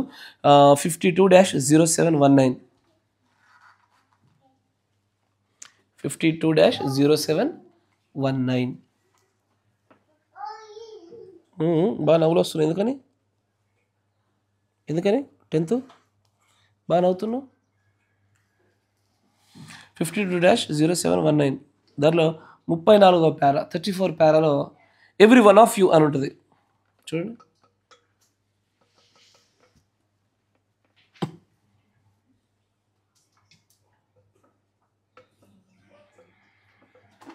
ఈ పిల్లలు ఎవరైతే రాస్తున్నారో ఇంటికి వెళితే మీ పిల్లలకి మీ ఫోన్ ఇవ్వండి. ఫోన్ ఇచ్చి ఆ టేబుల్ అప్లికేషన్లో వాడు రాసుకున్న రిఫరెన్సెస్తో పాటు ఓపెన్ చేసి అది కరెక్ట్గా అలాగున్నదో చెక్ చేయండి. మీరు మీ పని అదే. రాసుకుంటారు చక్కగానే, రాసుకుంటుంది కరెక్ట్గా అదే తీస్తున్నారా, అదే చదువుతున్నారా, అక్కడ ఏముందో కంటెంట్ వాళ్ళకి అర్థం అవ్వాలి. ఇంటికి వెళ్ళాక మళ్ళీ వాళ్ళతో పాటు మీకు ఒక అరగంట గంట సేపు కూర్చొని వాళ్ళని బలపరచండి. మీరు చదువు. మీలో ప్రతి ఒక్కరూ నేను చేసే ఈ ప్రార్థనలు మీరు కూడా చేస్తూ నాతో పాటు కలిసి రండి. ఎప్పుడన్నా విన్నారు ఇట్లాంటిది? సాధారణంగా ఏ సంఘంలో మనం వినం దీన్ని, ఎక్కువగా మెజారిటీ వినము కదా. పులిపిటి దగ్గర నిలబడ్డ వ్యక్తి నాతో పాటు కలిసి ప్రార్థన చేయండి. ప్రభువా అంటే విశ్వాసులు, ప్రభువా మమ్మల్ని కాపాడు. ఇదే విధానంలో బ్రహ్నం గారు మాత్రము అక్కడ ఉన్నటువంటి వాళ్ళ ప్రార్థనలో ఎక్కడో సరైనటువంటి ప్రార్థన లేదు. అందరూ ఏకీభవించి చేయట్లేదు. ఒక్కొక్కరి విశ్వాస పరిమాణాలు వేరుగా ఉన్నాయి. ప్రార్థన చేయడం కూడా సరిగ్గా తెలియకుండా ఉంటున్న పరిస్థితి కనబడుతుంది. భిన్నమైనటువంటి కోణాల దృష్టిలో ఆయన ఏం చేస్తాడంటే నాతో పాటు కలిసి ప్రార్థన చేయండి అంటాడు. నేను అక్కడ మరొక చోటు చెప్తా చూడండి. 60-0712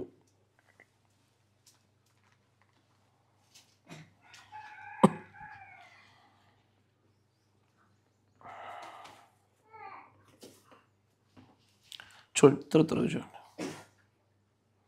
60-0712 హియర్ ఏ హిమ్, ఆయన వినుడి, ఆయన మాట వినుడి. 60-0712 దాంట్లో 245 పేర 245.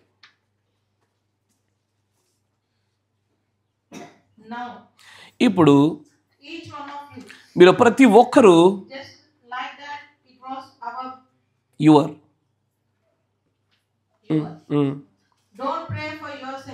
ఇప్పుడున్నటువంటి ఈ సమయంలో మీకోసం ప్రార్థన చేయకండి. సంఘంలోకి వచ్చాక మీ వ్యక్తిగత ప్రార్థన ఎందుకు చేస్తారు? మీరు నా మాట మంచిగా వినాలి. మీరు ఇప్పుడు నేను ప్రార్థన చేయమని మీకు కొంతమందికి నా ప్రేరేపణ బట్టి అయ్యా మీరు చేయండి, అమ్మ మీరు చేయండి అంటూ ఉంటారు. మీ వ్యక్తిగతమైన ప్రార్థన చేయడానికి మీరు ఇక్కడ లేరు. ప్రభు నన్ను క్షమించు, ప్రభు నాతో, అట్లాగే మాకు అనే విషయంతో స్టార్ట్ అవ్వాలి ఇక్కడ. It is not individual prayer time కదా. ఇప్పుడు సంఘం అందరి కొరకు చేసేటువంటి మన ప్రార్థనలో నాకు అని ఉండదు, ఇక్కడ మాకు అని ఉండాలి. కరెక్టేనా? వ్యక్తిగతంగా ఉన్న చోట నాకు అని ఉంటుంది. కరెక్టేనా కదా? కానీ ఎందుకో సంఘ ప్రార్థనకి వ్యక్తిగత ప్రార్థనకి వ్యత్యాసం లేకుండా జరిగిపోతుంది. అట్లా జరగకూడదు, జాగ్రత్తగా చూసుకోండి.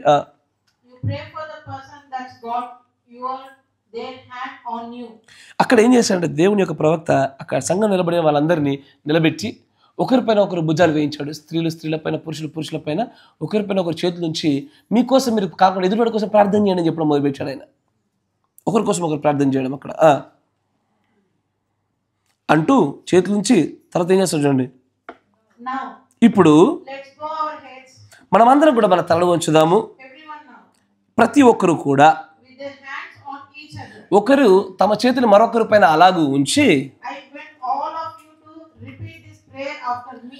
మీలో ఉన్న ప్రతి ఒక్కరు ఇదే ప్రార్థన నేను చేయబోతున్న ఇదే ప్రార్థన మీరు అందరూ అలాగే చెయ్యండి అంటున్నాడు నేను. మళ్ళీ మొదలు పెట్టాడు చూడు, సేమా అంటే ఎందుకో ఈ కాల గడియ వర్తమాన్ని కూడా ఎలా ప్రార్థన చేయాలో గట్టిగా పట్టుకోగలిగినాడు ఆయన. ప్రార్థన ఎంత సున్నితమైన చిన్న అంశంలా కనబడుతుందో అంత లోతైనటువంటిది, ఇది బాగా లోతైనటువంటిది. ప్రార్థన చేయడం రావడం కూడా చాలా గొప్ప విషయం. కొంతమంది ప్రార్థన చేయడం అంటే బైబిల్లో ఉన్నటువంటి ఒక 20 లేఖనాల్ని గబగబ ఎత్తేసి మాట్లాడేసి ముగించడం ప్రార్థన అనుకుంటారు. కొంతమంది ప్రార్థన అంటుంటే స్వరాలు గట్టిగా బలంగా మాట్లాడడం, కాపాడు ప్రభు, రక్షించు ప్రభు అంటే అదే గొప్ప ప్రార్థన అనుకునే స్థాయిలో ఉన్నారు ఈరోజు క్రైస్తవులు. కరెక్టేనా కాదా? నిజమయ్యా. కానీ ఏలియా చేసిన ప్రార్థన మనం విన్నాము. 14 సెకండ్ల ప్రార్థన అంటే మనం లెక్కబెట్టిన 14 సెకండ్లు. ప్రభువా నేను నీ దాసున్నైతే కనుక నీ నామ ఘనతార్థమే ఇక్కడ నీ కార్యం జరిగించు, పరలో కొంచెం అగ్ని దించి ప్రభువా. దిగింది. ఆయన ఏం గట్టి అడవలేదు, తొడలు కొట్టలేదు, ఏం చేయలేదు, ప్రార్థన చేశాడు అంతే. మాట్లాడాడు దేవునితో. 10 మంది వినబడినట్లుగా ప్రార్థన చేశాడు. కానీ కొంతమంది ఎట్లుంటుందంటే ఇప్పుడు నన్ను నార్మల్గా అంటే విశ్వాసుల యొక్క హృదయాలు అట్లా చిన్నప్పటి నుంచే క్రైస్తవులు రాగానే మరల్చబడ్డాయి. నీకు ఉదాహరణ చూపిస్తా. ఇట్లా ఎప్పిసిట్లే ఈ అమ్మగారు జలుబు ఉంది. ప్రభు స్తోత్రం నాయన, ఈ కుమార్తెలను బలిహ తీసివేయండి ప్రభు యేసుక్రీస్తు నామములో. ఈ కుమార్తె బలిహ తీసివేయబడును గాక, ఆమేన్. ఎట్లుంది? దానికి కూడా శక్తి అనిపించదు. దానికి కూడా ఏం ప్రార్థన, ఈ ప్రార్థన మేము ఇంట్లో చేసుకోలేమో అనుకుంటారు. అదే గనక చూడండి, స్తోత్రం ప్రభువా, ఈ కుమార్తెల దయ్యములు వెళ్ళగొట్టు ప్రభువా, ఆమేన్, ఈ దయ్యములు గద్దిస్తున్నాము, ఆమేన్ అంటే దానికి కూడా అమ్మో నాకు అన్న చెయ్యి మీద పెట్టగానే మొత్తం లోపల వైబ్రేషన్స్ వచ్చినాయి. అంటే దీనిని అసలైన ప్రార్థన అనుకునే రీతిలో క్రైస్తవులు భ్రమపరిచారు. మీరు వింటున్నారు? అలాగూ భ్రమపరిచారు. మళ్ళీ ఇప్పుడు మెడనొప్పి వచ్చే బిడ్డకి మెడ పట్టుకుంటుంది. మీరు ఆలోచన చేస్తే మళ్ళీ ప్రార్థన ఇప్పుడు నేను గద్దిస్తున్నాను అందరూ ఆమేన్ అంటే అనిపించదు, ఆమేన్ అని గట్టిగా యుద్ధాలు వచ్చినట్టు అది చేస్తే అమ్మ పోయిన దయ్యం అనుకుంటారు. అయ్యో మూర్ఖత. నీకు దేవుడి శక్తిని గురించి, దేవుని యొక్క మహిమను గురించి, ఆయన ప్రభావం గురించి, ఆయన మార్గాల గురించి అవగాహన లేకుండా దేనినైతే నువ్వు భక్తి అనుకుంటున్నావు, దేనినైతే శక్తి అనుకుంటున్నావు, దాని విషయంలో నువ్వు పొరపడుతున్నావు. అలా ఉండదు. యేసు ప్రభు ఆలోచన చేయండి. ఎవరికైనా స్వస్థత చేసేప్పుడు ఆయన కూడా అట్లాగే అంటాడు. ఆయన అది యేసు ప్రభు అట్లా అరవంగా నేను చూసి నాకు చూడడం ఊహించుకోండి, నాకు ఊహ కూడా రావట్లే. నాకు వచ్చే ఊహ ఒకటే, దేవాలయంలో రూకలు మార్చేప్పుడు కోపంతో బలలు ఎగిరేసిన కోపం తప్ప ప్రార్థనలు ఇప్పుడు మన ఎవరైతే సేవకులను పిలువబడుతున్న వీళ్ళు చేస్తున్నారు చూసావా, అలాంటి వాళ్ళు చేసినట్టు కనబడదు. అంతెందుకయ్యా ఈ గడియ వర్తమానికి బ్రహ్మం గారు కూడా స్వస్థత చేసిన వీడియో కనబడుతుంది యూట్యూబ్లో. ఒరిజినల్ వీడియో ఉంది. Sister, do you believe me as a prophet? నువ్వు నన్ను ప్రవక్త నమ్ముతున్నావా? నువ్వు పలానా ప్రాంతం నుంచి వచ్చావు, నీ క్యాన్సర్ ఉంది కదా.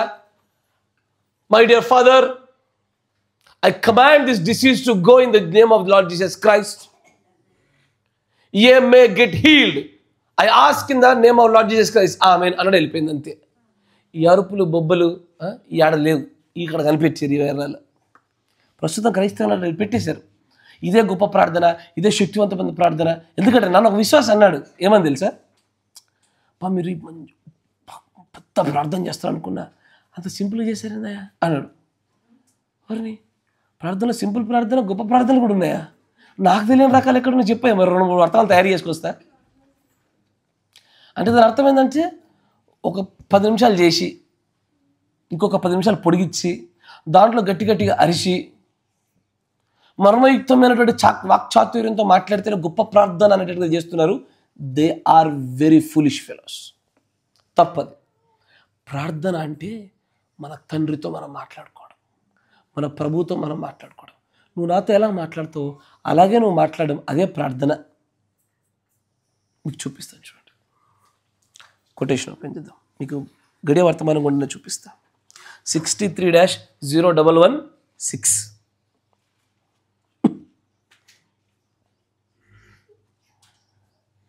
అంటే అట్లా అరవడం తప్పంటున్నారా? కాదు కాదు. అట్లా అరవడాన్ని, అలా బలంగా శబ్దాలు వాడడం తప్పని నేను అనడం లేదు.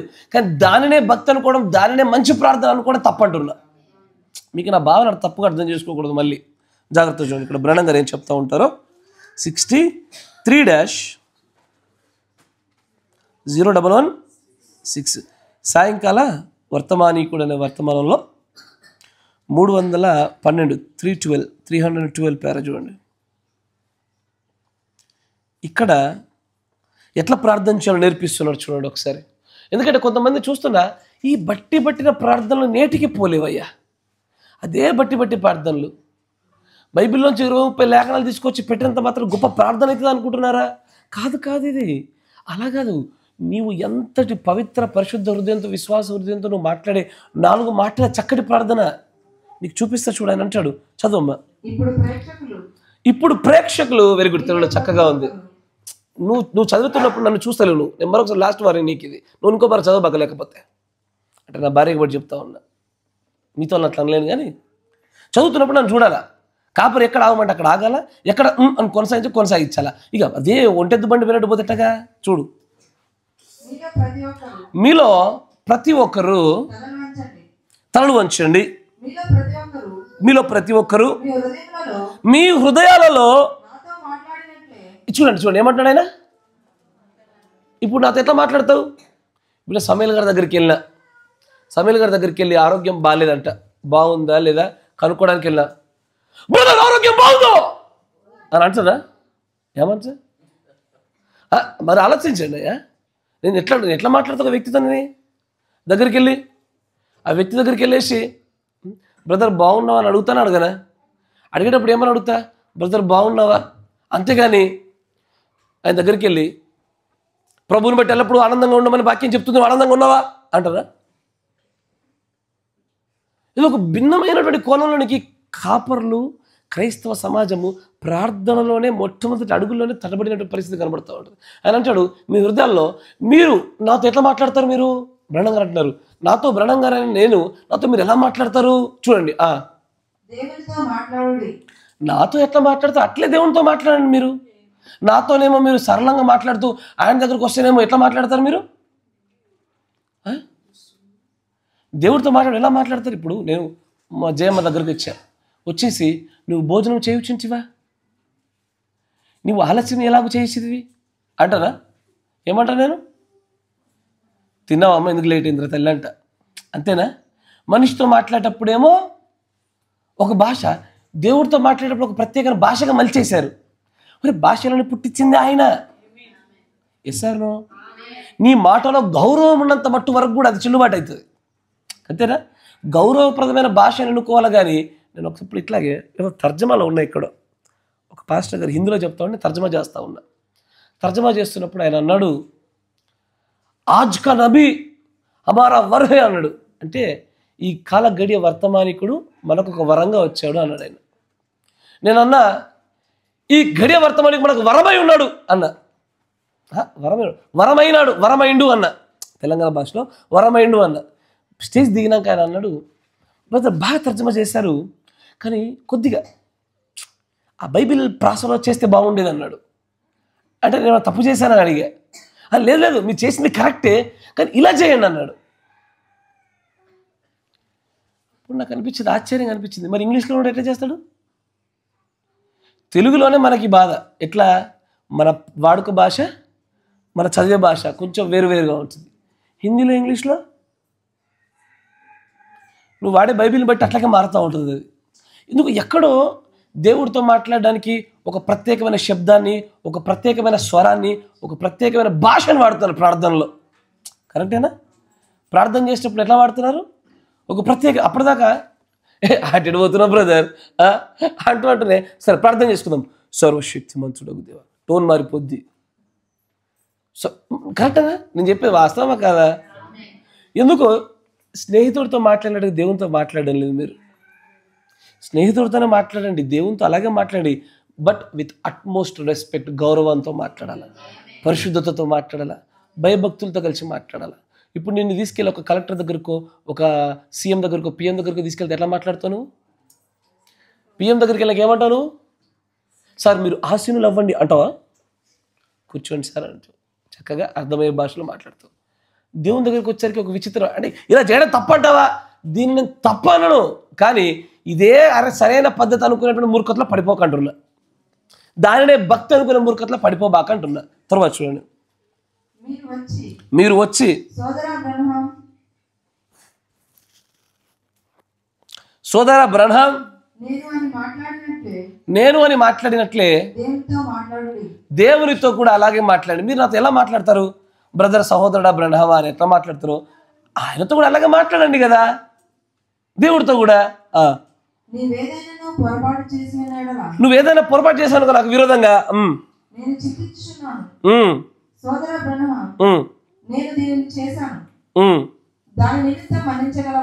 నేనున్నా పొద్దు పొద్దు శంగానికి చేయి తగిలినది, దెబ్బ తగిలింది, గాయం వేసింది, అప్పుడు నేనేమంటాను?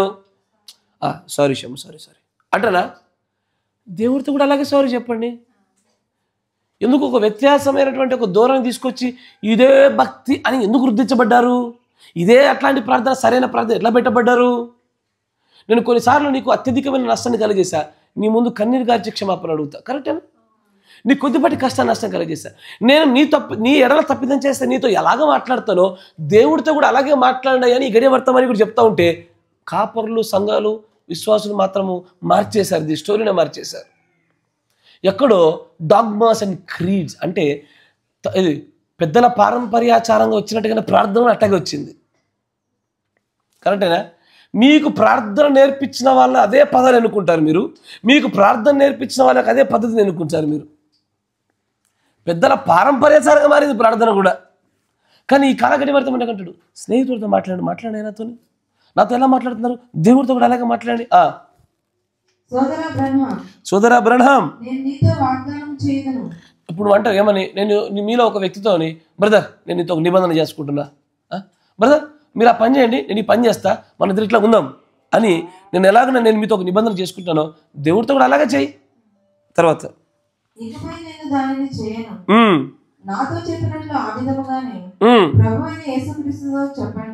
ఇప్పుడు నేను ఉదాహరణకి ఒక మాట సమయల్ గారితో గట్టిగా మాట్లాడా, ఆయనకు బాధ కలిగింది. నేనేమంటాను? సారీ బ్రదర్, మీకు బాధ కలిగినందుకు ఇంకొకసారి అనకుండా నేను జాగ్రత్త పడతాను అంటావా? అట్లాగే మాట్లాడు దేవుడితో. కానీ మన మనుషులతో దేవుడితో ఒకేలాగా మాట్లాడుతున్నామా? మన స్వరంలో కానీ, పద్ధతిలో కానీ, భాషలో కానీ ఒకే రకమైన పద్ధతి లేనే లేదయ్యా. కానీ గడియ వర్తమానికుడు కూడా దేవుడు నేర్పించబడిన ప్రార్థనలో ఆయన అంటాడు, నాతో మీరు తప్పిదం చేస్తే మీరు ఎలాగ నాతో మాట్లాడతారు, దేవుడితో కూడా అలాగే మాట్లాడండి అయ్యా అంటున్నాడు ఆయన. తర్వాత మీకు స్వస్థత కావాలంటే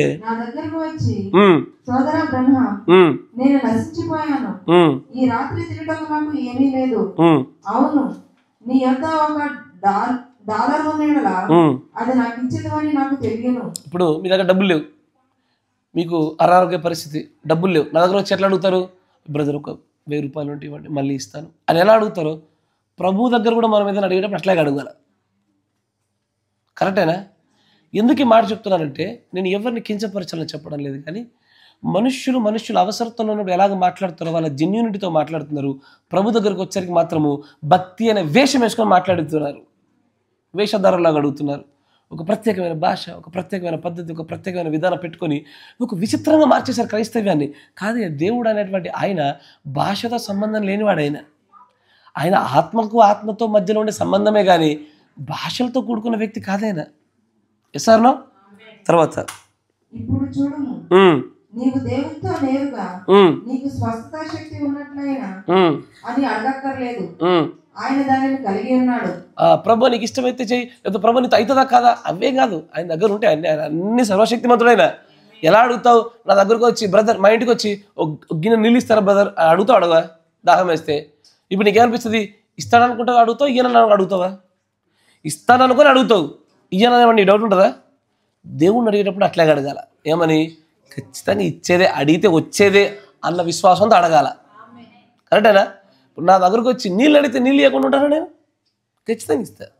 అలాగే ప్రభు దగ్గరకు వచ్చి అడిగేటప్పుడు కూడా ఖచ్చితంగా ఆయన సర్వశక్తిమంతుడు, అడిగితే ఖచ్చితంగా వస్తుంది అన్నట్టుగానే అడిగి తీసుకోవాలి. తర్వాత ఆయన దాన్ని కలిగి ఉన్నాడు, చూడండి నీవు నాతో చెప్పవలను, నీవు కలిగి ఉన్నాడల అయితే ఆయనతో నీవు చెప్పవలసినది లేదు, నీవు కలిగి ఉన్నాడలా అని చెప్పనవసరం లేదు, ఆయన కలిగి ఉన్నాడు. చూసారా?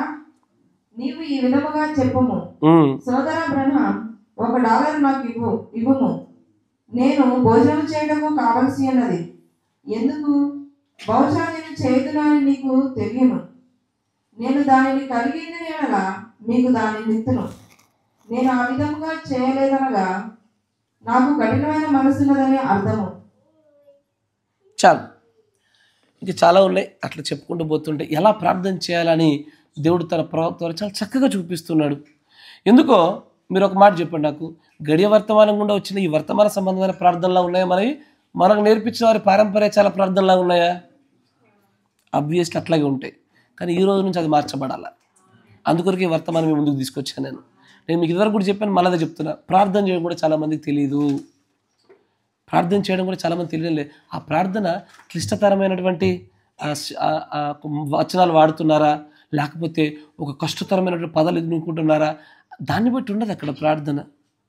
అది అంతరంగాన్ని బట్టి, హృదయాన్ని బట్టి, దేవుడి పట్ల గౌరవాన్ని బట్టి, నీ విశ్వాసాన్ని బట్టి ఆధారపడి ఉంటుంది. కానీ అయ్యా ఒక ప్రత్యేకమైన ఒక స్టాండర్డ్ పెట్టి దీన్ని ప్రార్థన అనడము, ఇది శక్తివంతమైన ప్రార్థన అనడము, ఎగిరి గంతేస్తుంటే గొప్ప శక్తి దిగొచ్చిందని చెప్పడము, దయచేసి ఇలాంటి వాటిని మాత్రమే భక్తి అనుకునేటువంటి భ్రమ నుంచి బయటకు రండి.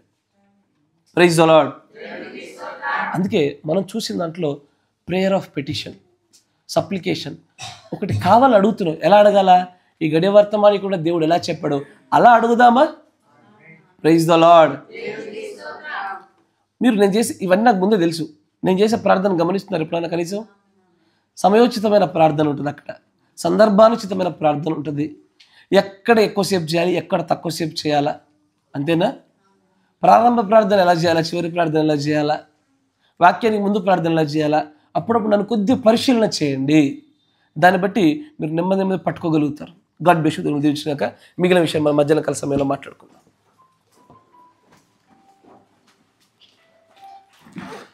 కాసేపు మనందరం కూడా ప్రార్థనలో మన సమయాన్ని గడుపుదామా? ప్రేయర్ ఆఫ్ పిటిషన్స్ చేద్దామా? God bless you.